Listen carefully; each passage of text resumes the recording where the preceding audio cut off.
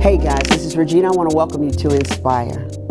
If you've not been plugged in times past, I want to encourage you to go to Nspire 2920 on Instagram and check out all the other interviews. This coming fall, we'll be releasing the show where you can watch Nspire TV on YouTube. I don't want any of you to miss it, so be sure and tell your friends and family to plug in now. Don't wait until then, because the interviews that are building up to the show, they are absolutely incredible. In a few minutes, I'm going to introduce you to a group of phenomenal women who love God and have done an incredible project. I think you're going to want to get it, so sit tight, and we'll be right back with Nspire. So just as I promised, here they are, Dreamers Arise Publishing, led by Apostle Lane Benson. Welcome to the show.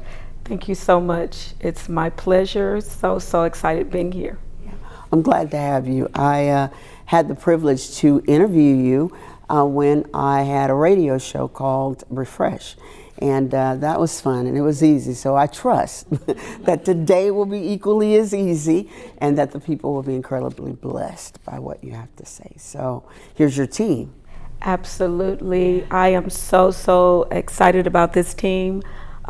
We have done some amazing things together with Dreamers Arise Publishing. And I'm so excited about our new project. We just published our first ebook. And I'm going to allow these ladies to introduce themselves and tell you their part of the Dreamers Arise Publishing. Good afternoon. My name is Leslie, and I am on the marketing team of Dreamers Arise. Hello, everybody. My name is Eva Johnson, and I'm a part of the editorial staff on Dreamers Arise. Hello, my name is Tiffany Gibson, and I'm also part of the editorial staff for Dreamers Arise. Hi, my name is Jessica Passmore, and I am the executive director of Dreamers Arise. Greetings, everyone. My name is Candace, and I too am a part of the marketing team with Dreamers Arise.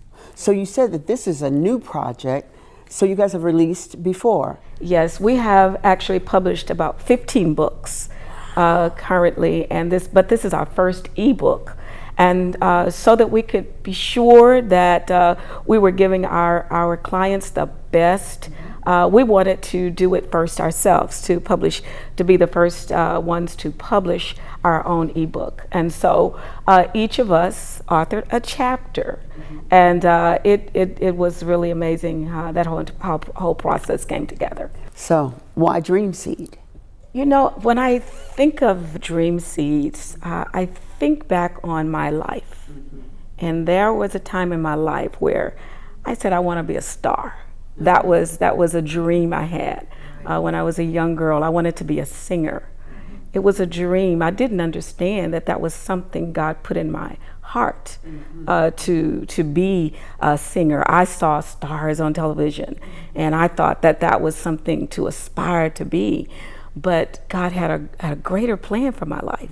You are a singer, and an incredible one, and I will give you a star. So yeah, if they hear you sing, you'll be a star. So we're not going to go there, but so that's kind of like where this is coming from. Yes, because I believe every child, every individual, everyone has a desire to aspire to be something great. And God put that inside of us. Yeah. I think that's important that we know that too. Yeah, absolutely. Yeah, go ahead. I'm sorry. Absolutely, and that when you think about Dream Seeds, we want people to know that you have potential, untapped potential on the inside of you. And that's what we were thinking about when we really start writing the book, Dream Seeds. So it's not some motivational book, like you grab it from the shelf. This is like really how life operates. We're not just here randomly going through, but there's purpose and plan for all of our lives. So who started out the book? Where's chapter 1? Well, something that I found interesting is originally I was writing about hindrances. Mm-hmm. That was originally supposed to be my chapter. And then I ended up writing about nurturing. And I was a little frustrated at first. Really? Because I didn't find myself to be a nurturer. Get out of here. Although it's kind of crazy. Yeah. Because like, maybe I don't know you. Is this like I know. Right. So, but that has been a challenge for me when it comes to my own seed. So that was something that I was like, why am I writing about this? Why would I write about nurture? You know, it's so funny that you say that, because it's like we have the ability to be able to nurture everybody else's dreams. Absolutely. You know, everybody else's destiny. I'm 110, you know, behind it. And then when it comes to ours, it's like, Is it really? Absolutely. good seed. Right, cute little seed, right. So, and that's the reality. So me struggling and being able to help others with their seeds, that was a struggle for me, not to be able to nurture my own. So I'm like, why am I writing about something, and how can I deliver a message when I can't do it for myself? So I assume that now you know how to nurture your seed. Absolutely. That's good. Oh my goodness. So yes, which I have a lot of things coming wow. forward, but with that, the Lord really had to just show me how important it is to be healed and deal with self, because it's easy to see the others because you don't really know, what their lives fully look like, right. But you see their seed and the potential that their seed has. But for me, I know my daily walk and my struggle and what was really hindering me. So the Lord showed me how I needed to really be healed and filled, and I would be able to nurture that which He's given me and spend time and really watch it flourish. And I would think it was on a time limit, and that was a big thing. Like, no, it's too late. That seed has been there for a long time. I think that's like the main thing that most people, even when they're young, absolutely, they get stuck over the time that was spent in the era of mistakes or whatever, and they feel like, I can't go back, or it's over. That's been a challenge even for me, like oh man, I'm starting, no, should I not start?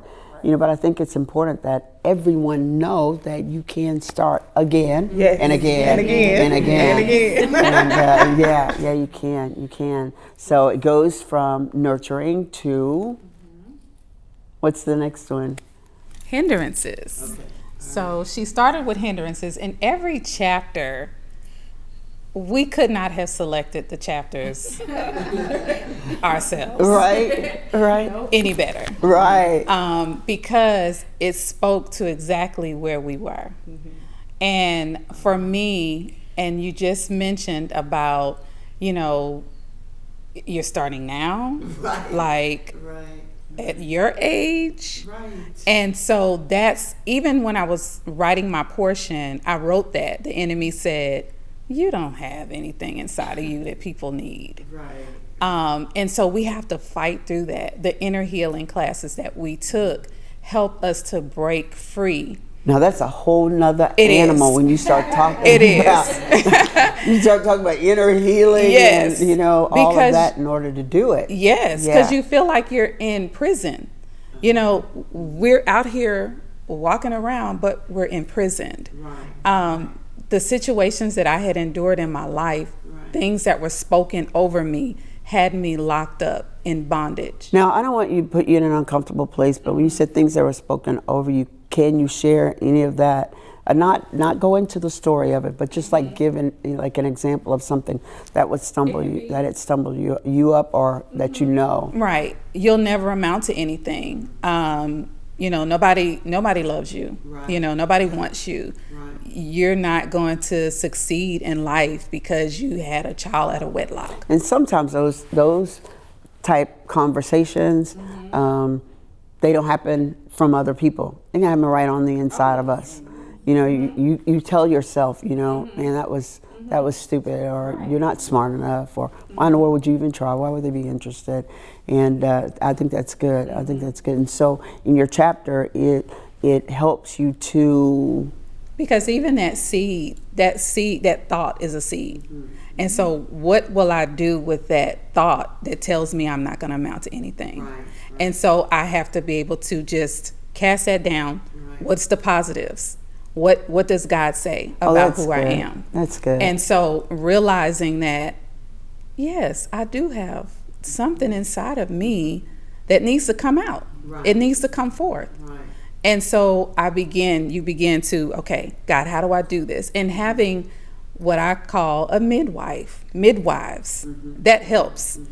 You have to have people in your life that are going to help pull things out of you, that are going to help you birth that baby that you're carrying. And so that's important, because just like you had the negative spoken over you, you need the positive now. And so dealing with the hindrances, I had to first face what it was that I felt I couldn't do. Okay, wait a minute. What I'm getting is that while you guys are writing, you are experiencing You're in a battle. You're in a, It kind of sounds like y'all got set up. That's what. Exactly. That's what it really sounds like. I'm so glad I did not help with that. Oh, but right. Oh my goodness. It absolutely Did you know these things were the things that you No, needed to because work when on? they tell, when we were given our topics, it's like, hindrances? I don't have any of those. I can, and you first want to go surface. You just want to, oh yeah, and I dealt with a little of this. And then, you're trying to write, and, the Lord won't let you write because you're going surface. And he's like, no, go deeper. Right. And it starts with you. And then it's like right there. It's like you're facing your giant. You're face to face with your giant, and you're like, now, what are you gonna use a slingshot? What you gonna use? Because you gotta kill your giant. You gotta kill yours first, right? Exactly. Don't try to help me kill mine. You gotta kill yours. How can we tell somebody that you have a seed inside of you that needs to come forward, and they're gonna look and say, well, what was Where's your seed? Yeah. But hold up one second when you say that. Now that in itself would be a hindrance, because what if you want to start, and you just feel like, yes. How do I even tell anybody I have a seed, right, when I have so much crop failure exactly right in my life? How do you get to that place? And so that's what happens in that chapter. And people see it in you. People see it in you. Yeah. But we have to see it in ourselves. That's so good. We have to see it in ourselves, and we have to say, God, because we're searching for purpose. Everybody's searching for purpose and identity, and why was I created? Why was I born? Right. But then we have to go and look internally. So that seed inside of me, that's why I was born. Wow. So we have, why did I say conflict? There was no conflict. There's that chapter, conflict? No. That was a conflict right there. That was a conflict. That's the conflict. Right, that's a conflict. You're making a decision to say, in spite of the obstacles, the barriers, I'm moving forward. No hindrances. No hindrances. Wow. I'm not going to allow it to stop me. So we go from hindrances to? So we go from nurturing the seed and then the hindrances to basically the last statement she said, in spite of it all, I'm going to do it. I'm going to go forth. And that's activating the dream seed, which you have to put in the work. You have to be dedicated to execute, to achieve, to accomplish. So let's back up. The name of your chapter is Activating the Dream Seed for Harvest. Oh, wow. Right. Not only just activating, but for harvest. For harvest. That's incredible. Yes. I mean, you think that. about those of us who have jobs. You don't go to work and not expect to get paid. So you have to put in the work. You have to put in the time. You have to activate, And so whether that be in season or out of season, when we're talking about dream seeds, there will be seasons where it seems as if nothing is really coming to pass, but it still works out for your good because you've labored so in the previous season. Right, So there's a season of rest, but you find things are coming into fruition for you. So you tell them just basically, it's not just going to happen by you sitting around talking about I have a seed. No, faith without works is dead. You have to know it. You have to nurture it.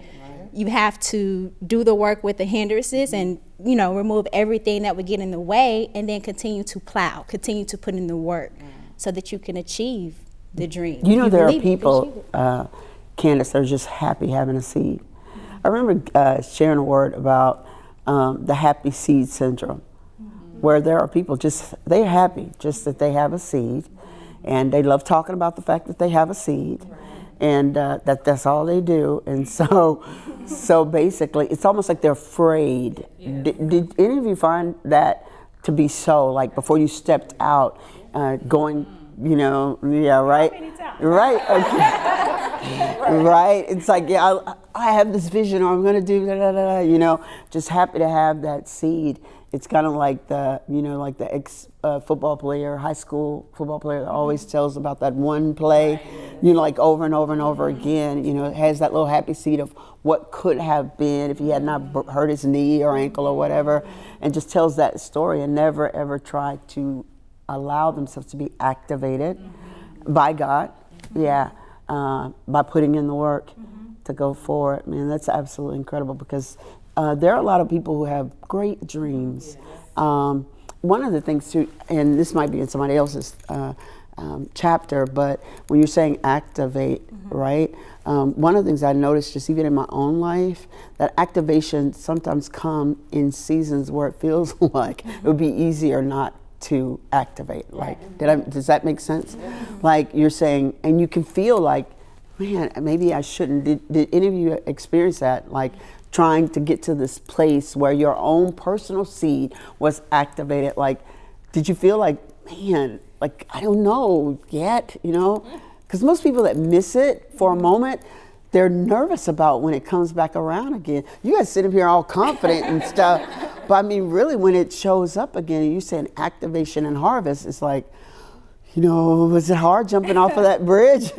Well, just to kind of tie in the last thing you stated on top of this, I was that individual who, when you talked about the football player, the ex-football player, I was that individual who injured both knees playing basketball in college. And I thought that was it. But I still had a dream. I still had purpose. I still felt that there was something great and special inside, not knowing what it would be, but God still used that for a greater purpose. Now I'm probably in better shape than I was back then, but there were times that he would give me glimpses, and I would see different visions, and it's like, whoa, you still could use me after the injuries. Like, I didn't really think that was possible, and the obstacles, but of course those glimpses are what actually gave the hope to strive, to still push forward, to reach for it, to go after it in spite of. I'm glad you said that about the glimpse, because a lot of people need to realize that that's not something that's happening in your imagination. No. It really is you being shown where you are intended to be. Absolutely. Yeah, wow. And so we go from activation to harvest to... We go to the pruning season. I think it's important to understand that when you go through the pruning process, it's not because your seed hasn't been activated, because it has, and to some measure, you have already stepped into the vision, the dream that God has revealed to you. But He wants more. There's more. There's greater for you. So in order to get to that place, you have to unpack some stuff, leave some luggage behind, some of those things that will not service you. And the greater, you have to release those things. Let me ask you this. You say, okay, so the pruning season, who's doing the pruning here, sister? Because I had someone come over my house and prune my trees, and it was not a good thing.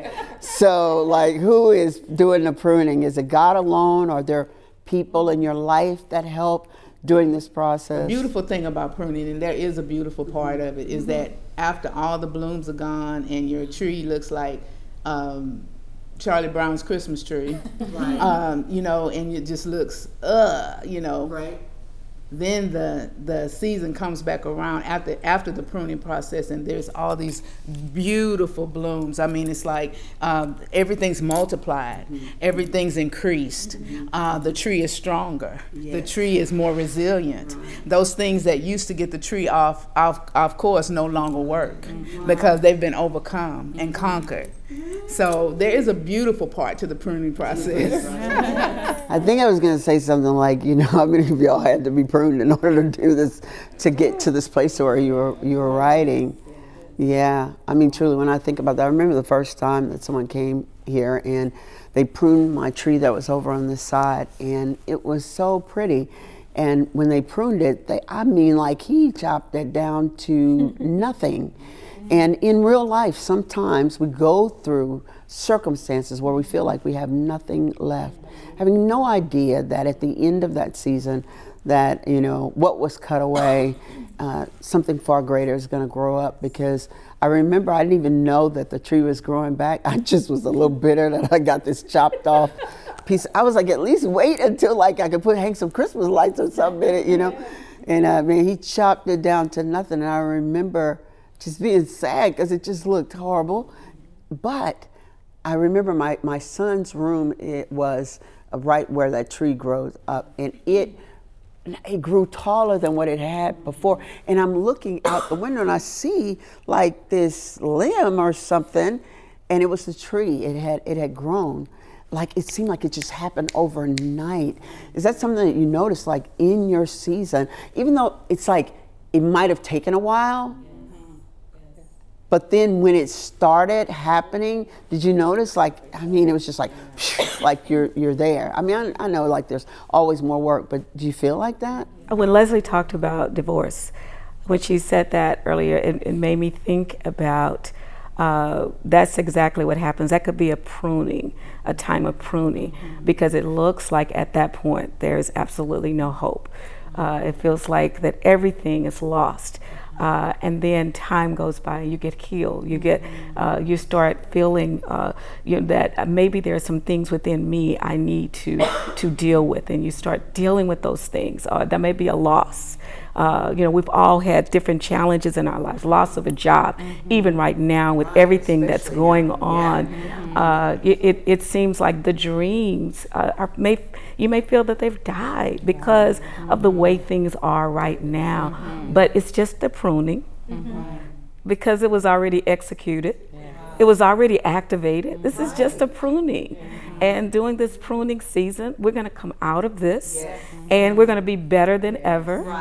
It's going to be amazing, the next season that we're going to. So I think that's why we wanted to remind everyone.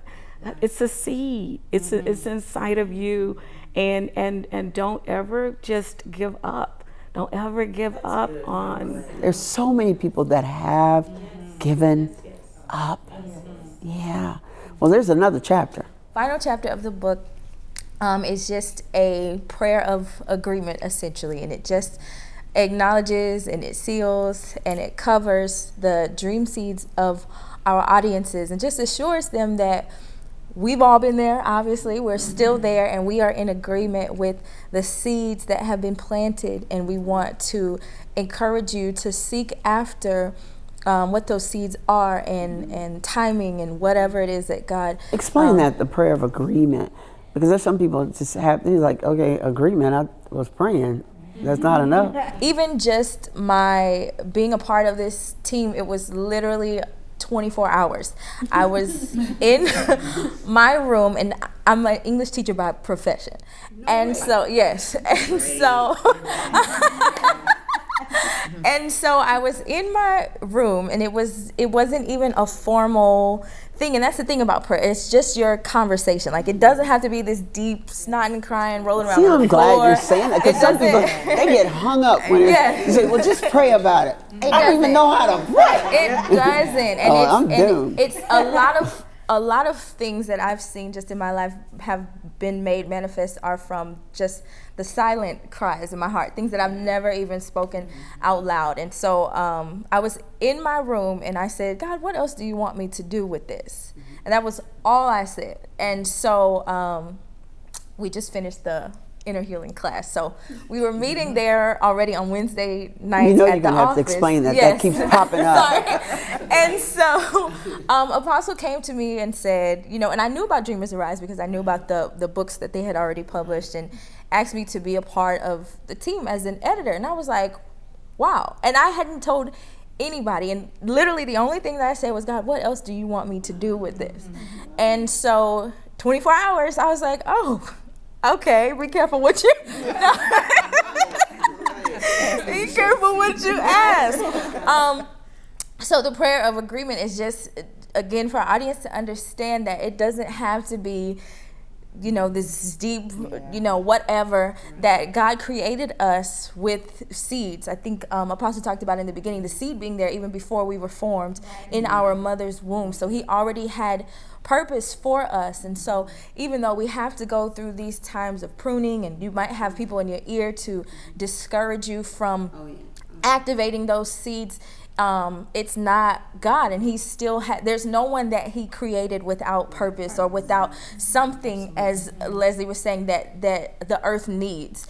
And so it's just to encourage them to tap into whatever that might be. And it could be to write a book, it could be to pursue or advance in some career. I'm a firm believer that God uses our natural talents and things to advance in other areas. So even just being a teacher by profession and now being a part of the editing that was kind of the setup here. So there's purpose in everything that we do, and it's just to encourage them not to let anything stifle the growth of your seeds, and to always pursue and just to keep that in the back of your mind. And a lot of times it's things that we're already passionate about and things that we already love that he wants to use. And even those moments are not anything that we just fell into. Candace playing basketball or, whatever it is, those are not things that we just fell into. Those were part of those seeds that he's already put in us. You know what I love? You said, use two words, passion and pursue. Wow, passion and pursue. You have to have passion, but you have to pursue. It's like that seed is there, but you can't just sit around and look at it, but you have to pursue it. A lot of people are in that place where maybe they just kind of crash and burn with the pursuit part, right? And I love all the reinforcement that you guys are saying, but get up again. Like, what's his name, Donnie McClurkin? You get up, get back up again, right? And pursue and pursue. There are so many people who have like these great dreams, and there's so much negativity surrounding them that they walk away from those places. Did you guys, and anyone can answer this, did you ever come to that place to where you were just like, probably people that are listening and watching, where you possibly wanted to give up, but, your seed was activated. Anybody? Absolutely. When I'll go back to the beginning of Dreams Arise, when this first started, and God gave the vision to Apostle, and we began. That was one of the roughest times in life for me. So it was like I was passionate about, oh my gosh, this is what I love to do. I love to write. I love to see, people's dreams come alive. Da da da da da. And at the same time, life was happening in a big way. So I was like, okay, God, while I feel like, I got this and I got this passion, at the same time, I'm over it, because it seems like every time I got to a place, something would knock me backwards. So I got to a point where I was like, look, I know you gave this to me, and I know I've gotten glimpses of all of this, and I've seen the vision, but I'm over it, because life it just felt like it became too much. But the beautiful thing about it is that's when, you have those people that speak, and you have the midwife, and you have the time where you just call, you say something simple. Okay, back up. You just did it again. And you have the midwife. Yes. They don't have a clue. Well, you have those people who will speak life when you're in the midst of every challenge. That's good. And you have those people just to call and say, hey, I'm checking on you. And that's a major thing. I know, just people showing up and people being present, I know is a big thing. But to have that, and even when you don't have it, God will be there in those moments, but he'll send people. I'm a firm believer. I know it to be, he sends those people, because being in the midst of, especially when everybody says, oh, you're so gifted, you're so talented, and you're like, I quit, I give up, I really don't want to do this anymore because life is happening. I'm tired. That was the reality. But God really sent people. And here we are 3 years later. And I'm excited. He's still sending people. And not to say that it's not challenging, but the beautiful thing going back to pruning is you're stronger. So you have that ability to stand in, and to really take on those things and continue on a little bit further than you may have in past seasons. Apostle mentioned something that keeps coming up. We're talking about inner healing. So you're going to have to say something about that. I wanted to piggyback on what Jessica said because we said dreamers arise. That right there says that apparently dreamers are asleep. That's good. And so you when you are dreaming, you are asleep. Right. But it's time to get up and activate those dreams. And sometimes it's difficult to activate those dreams when you've got so many internal issues. Yeah. And so we attended a class. There was a couple that, the Tolberts, came to our church and conducted inner healing class 3 years ago. And we've actually gone through 3 years with different groups of inner healing. And it has literally changed the culture of our church. Because people are now realizing that sometimes when people shut down, now I'm giving people grace. I'm giving others grace when they're going through their difficulties, because I know that there's a wounding there that probably was a little bit deeper than I knew about. And so now I give that individual grace to really to know that, I know you're going through this right now, but you're going to be all right. That may be, and some of the language is the foundational lies, and that's basically what Leslie was saying earlier. Foundational lies, or you'll never be nothing. God doesn't love you. Those are foundational lies. I love that. Just, at the very start of it all, and you're still trying to build and have this big, huge lie, in the place of where you're trying to build. My goodness. And so therefore, and all of us have experienced those foundational lies. Yeah. Oh, yes. Because dysfunction means to function dangerously. Yeah. And many are functioning dangerously. Oh, yeah. And many of us have functioned. Yes. So therefore, we find ourselves in situations where our dreams get buried. And so we have to say, dreamer, arise. Come out of those places. Permission. Yes. Permission to dream. Yes. And to come forth with that dream. Absolutely. Wow. Absolutely. Man, this is absolutely incredible. So you think they should get it? Oh, yes. Absolutely.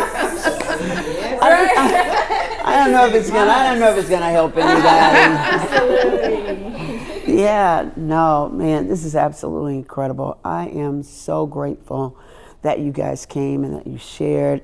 Look, they did the book, but also this woman of God, she is a phenomenal woman.